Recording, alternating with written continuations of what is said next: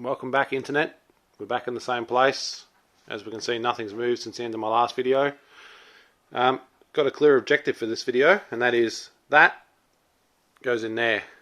And I'm going to go through those gears and make sure that transmission actually works. Before we do any of that though, things have got unruly again in here. The piles of shit have started to accumulate. Can't get the car down because there's crap everywhere. So another little cleanup is required. I've also bought a couple more little bits and pieces before I just mosey my way on over here. I've got a couple of AN3 bulkheads, which I'm going to run through the firewall. I want one of these to be air reference, so I can run my Hobbs valve for what's it called, to activate the second fuel pump. At the moment I've just got that constantly wired, so there's nothing triggering it, but if I add this in, then I've got boost pressure reference, and that will work. The other one's going to be for my windscreen washer jets. I've got a washer reservoir and a pump inside the car, so I'm going to run two of those through the firewall, so I have my options. I'm probably going to do something really smart, put them right next to each other, so there's a good chance I get them mixed up, spray water into my engine, completely destroy it. We'll see, that could be fun. And a couple more weld-ons. So that's the same as the one that I've got on the manifold already, only that one was a Speedflow one, but it's the same dimensions. Need to work out where that's going to go on, around there somewhere, weld that on. I'll wait until the engine's back in the car to decide that though. Further than that, EGT sensor is here. So that's a 4mm EGT sensor. That connects directly to the EFI Live V2. So I'll have that referenced directly, so it's not connected to the ECU at all. And also a back pressure manifold sensor, which I have somewhere in there. That will connect up. So that's next. But first things first, clean up time. Okay, clean enough is clean enough. Time to get this in. But first, a distraction. I need to put these fuel lines back in their spot. Previously I had these held in with tech screws, so I'm going to put a couple of riv nuts in the floor just to run them through to here. I'll do that first. Okay, that's half done, and it's half done for a reason. I remember now that the shifter mechanism swings here, and that's where the fuel lines used to run up. They used to run up here before. That's going to be tight, so I'm going to use this opportunity to potentially move these further forward. So I need to leave. I know that position will be there. Focus. That position will be okay. It's just a matter of where else that will run. So probably here somewhere. But I'm just going to pop the engine back in, or underneath anyway, and then I can work out where the next bolt's going to go. Alright, that's back down again.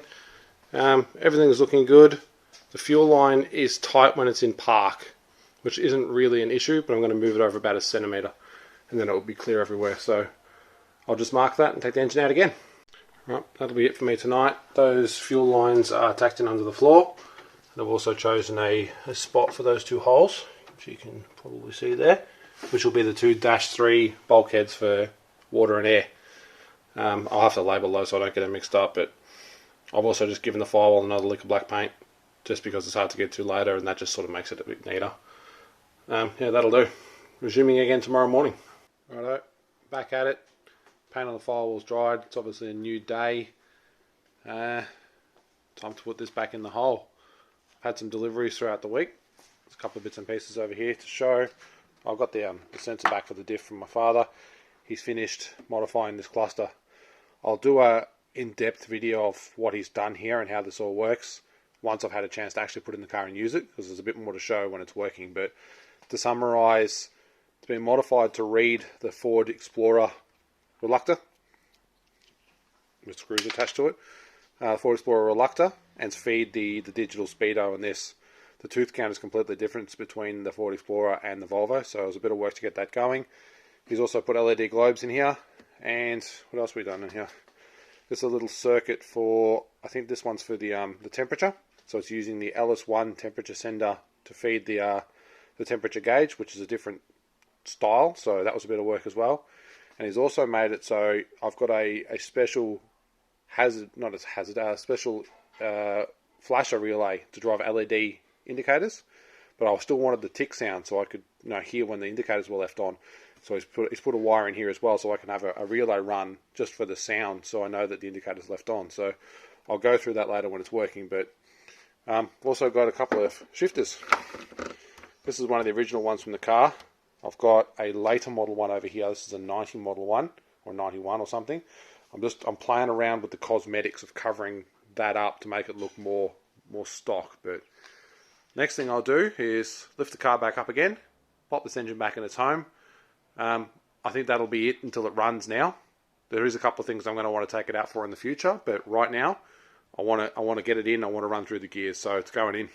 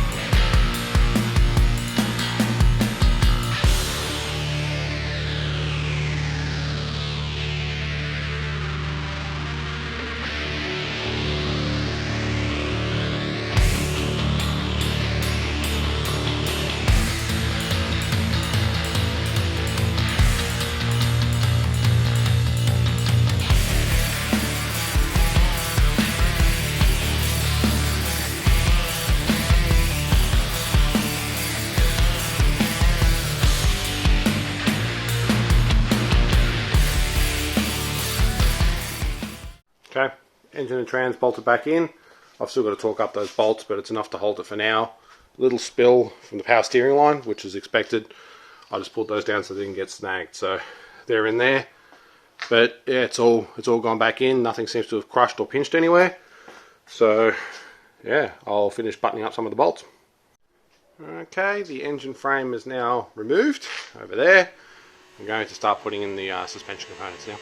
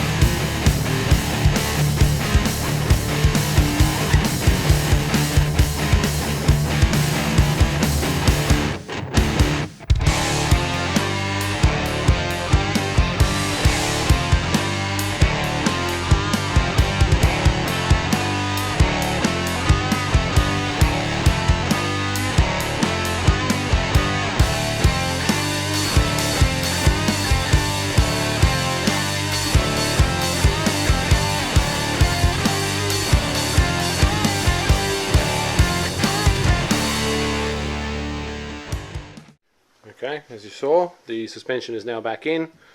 It's all just loosely fitted at the moment. Now that it's all roughly aligned, I'm going to take all of those bolts back out the bottom of the strut, Loctite them and torque them up, and same with the plate, the bolts to the body there. I can't still do the nut back there or the main bolt. They still need to stay loose until the car's on the ground, so I'll have to set up on ramps, but I'm going to do that.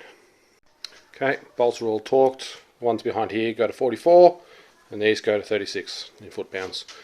I've also just clipped on the brake line, and I'm about to put the caliper on. Alright, brake calipers are on. Those are torqued up to 72 foot-pounds as per standard. I suppose I should close out the guessing game that I did in a earlier video. Subaru WRX calipers. Ford Explorer rotors, Honda Accord brake line. What else did I do? The wheels are, yeah, wherever they are, those are AU Falcon wheels. I can't remember what else. But yeah, bit of a bitzer. Find a lot of my stuff at Jolly's, and if it fits, it goes in.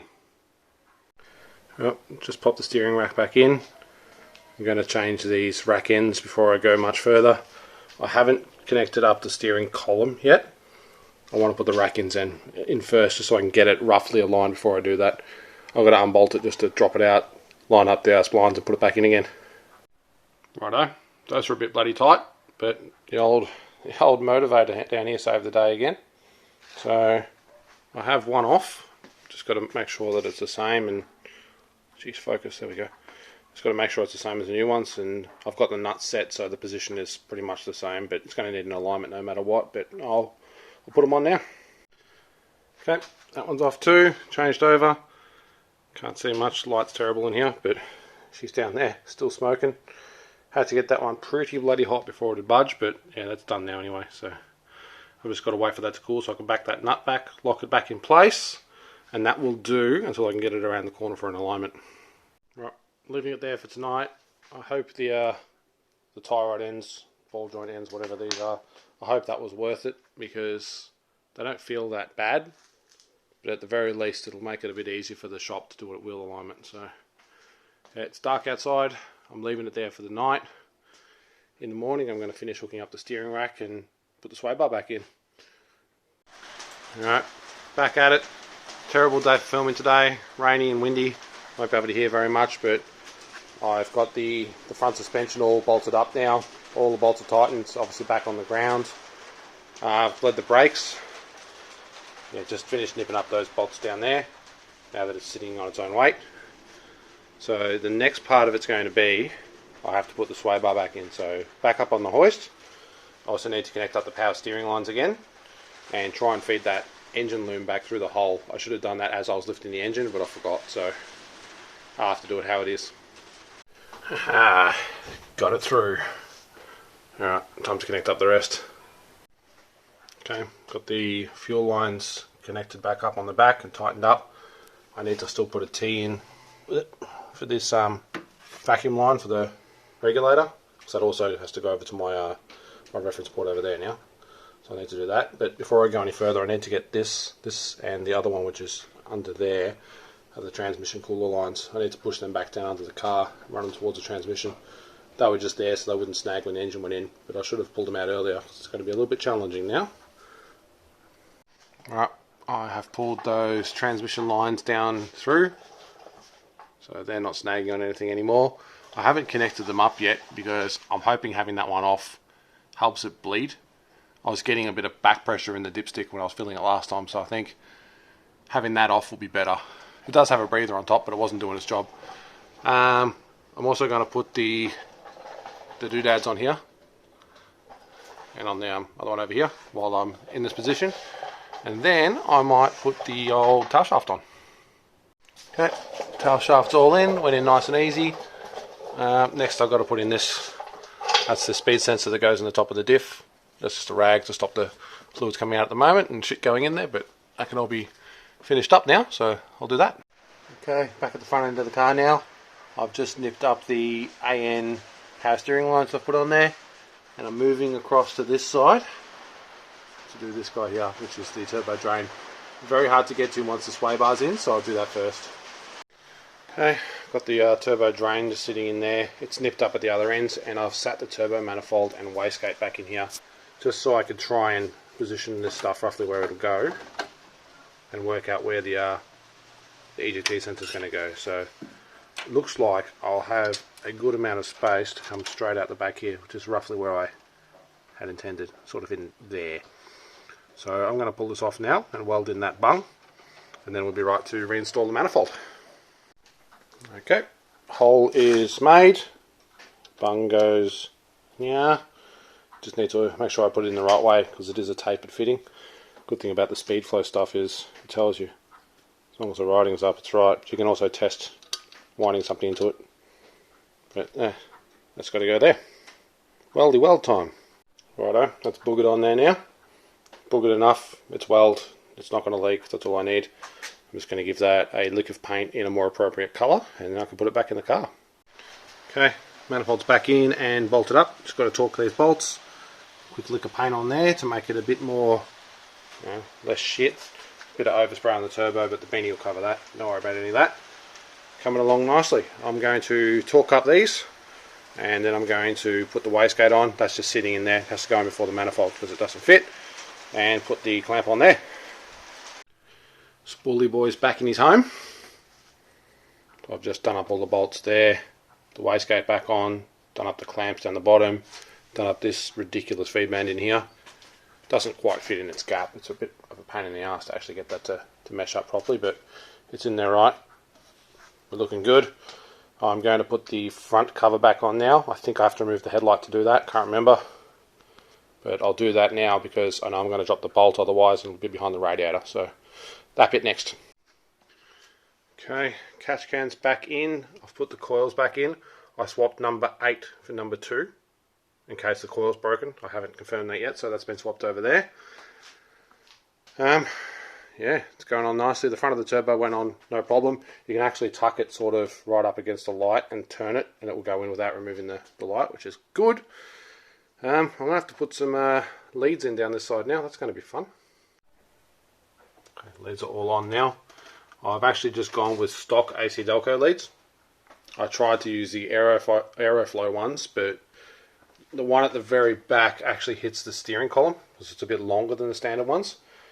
And they measure a completely different resistance to the LS1 standard lead, so I can't even substitute one. Whereas if I use these, they all measure at 800 ohms, so, well, close enough, 790 to 810. So they're all matching, they're all working, they're in.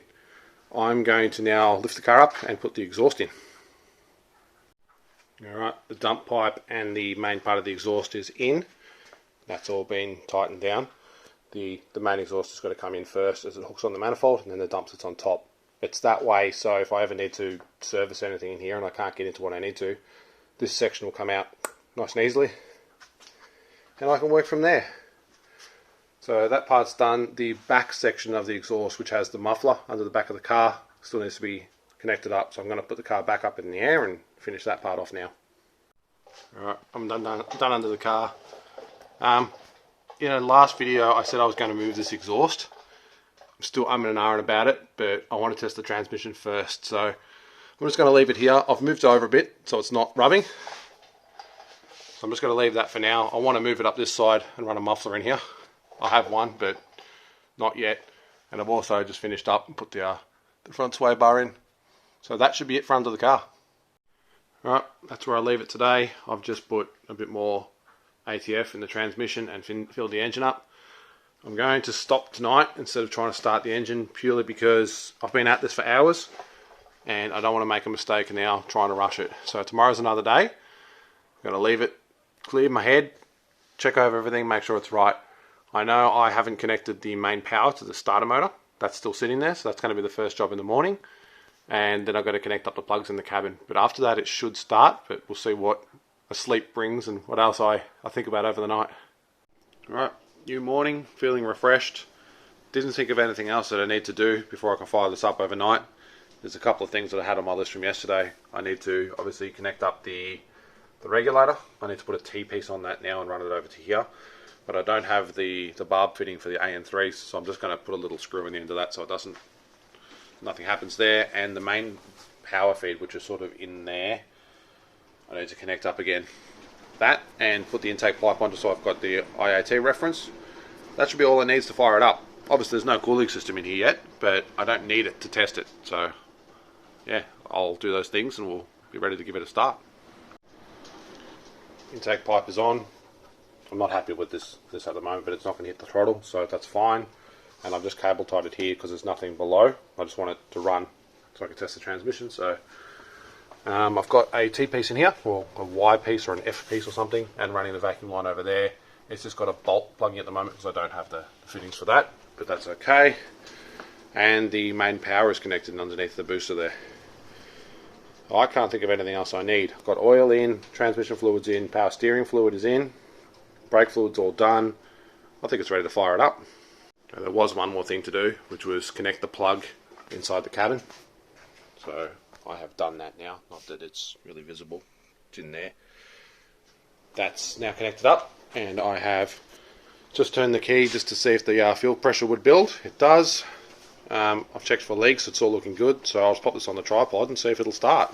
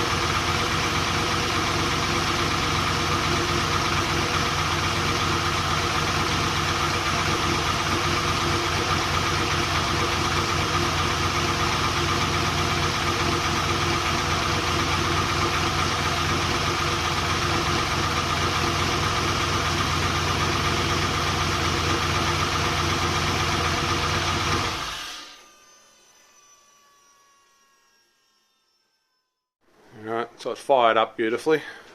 I did notice that I swapped the number 8 coil to number 2. Pulling this plug off made no difference to how the car ran, so I thought maybe there's something to do with this, but when I touched the plug here, the revs changed. So I reckon there's something wrong with this plug. I've got a dirty pin or a loose pin or a broken wire around here somewhere, because when I touched right there it changed. So that's something to look at. But before I go any further, I think now I can put the cooling system in. Alright, cooling system is back in, fans are connected, all the hose clamps are done up, and I've just overfilled it slightly with just plain water for now. I plan on draining that out later once I've confirmed everything's working and I don't have to pull it out again. But I'll pop the camera on the tripod and we can fire it up again.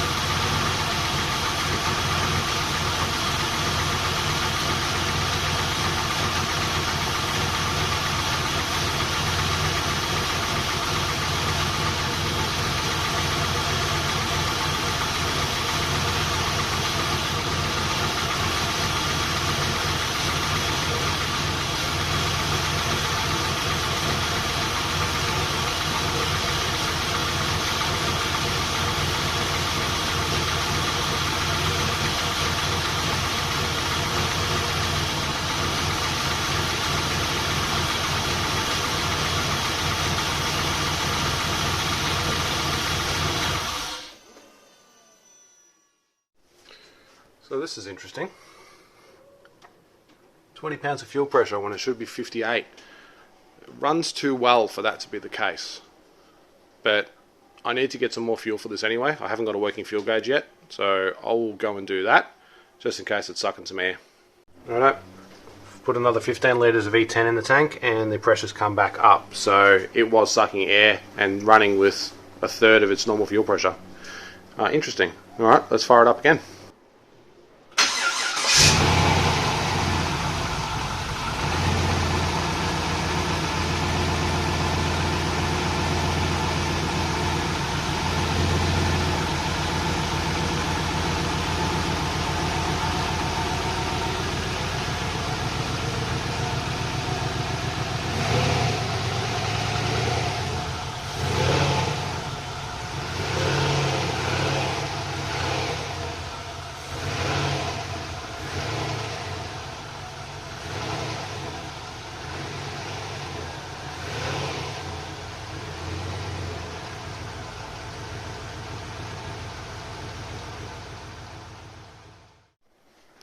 that's it for me today and for this video. Hope you've all enjoyed seeing this actually move. I know I have. After 8 years in the works, it's amazing to see it actually move under its own power. For anyone who freaked out when I started with the cover on, it doesn't matter. There's no intercooler in here yet anyway, so there's no vacuum. It doesn't make any difference. So I've taken it off anyway, but yeah, nothing to worry about. I've just filled the power steering. That's all good. I put another litre into the transmission, so it's like 14 litres in there now, but that's fine. It's sitting where it's supposed to be. It's right on the hash marks when it's running, which is about a 1/4 inch above the pan line, which I verified before. The coils, number 8 is still playing up, so the wiring is the problem somewhere. I don't know where, but somewhere there's a wiring problem for number 8 coil. So I know the coil's not faulty because I swapped them over. I think it's here because I have noticed that when I play with this, the engine RPMs do change. So that's something that I'm going to need to check. What else have I done? Just did a quick idle video, or idle thing, and I don't know if this is going to show me any codes. Yes, it will. Okay. So, ignition coil 8, we know there's a problem there. Evap, I'm not running one. Fuel tank pressure sensor, don't have one. Indicator lamp, don't have one. Airflow again. Ignition coil 8, yeah, we know. Evap, don't have one. Fuel tank pressure, fuel level sender, don't have one. Engine speed output circuit, I don't know. And generator, I think it's an alternator control, but I don't have a smart alternator. So nothing there that is surprising me. Obviously ignition coil 8 is a problem, but no big deal. It idles really well. If I just flip this over to my dashboard, you can see it idles very smoothly. This is the spark control keeping the idle in check. Oil pressure is really good. We're seeing like 60 psi warm oil pressure, which is fine. It's probably a bit on the high side, but I'm running crappy oil as well just to break everything in, so there's no surprise there. Manifold pressure, 50 kPa, pretty good again, but it's running on 7 cylinders. Nothing here that is worrying me at all. Everything is looking beautiful. So next video is going to be a street test, but before I can do that, I need to put some seat belts, some seats. I need to get the dash cluster in and bolt all these things together because this is all just sitting here at the moment. But it's close to driving on the street and I'm pretty excited. All right, thanks everyone for watching. If you haven't already, please subscribe and look forward to seeing you on the next video.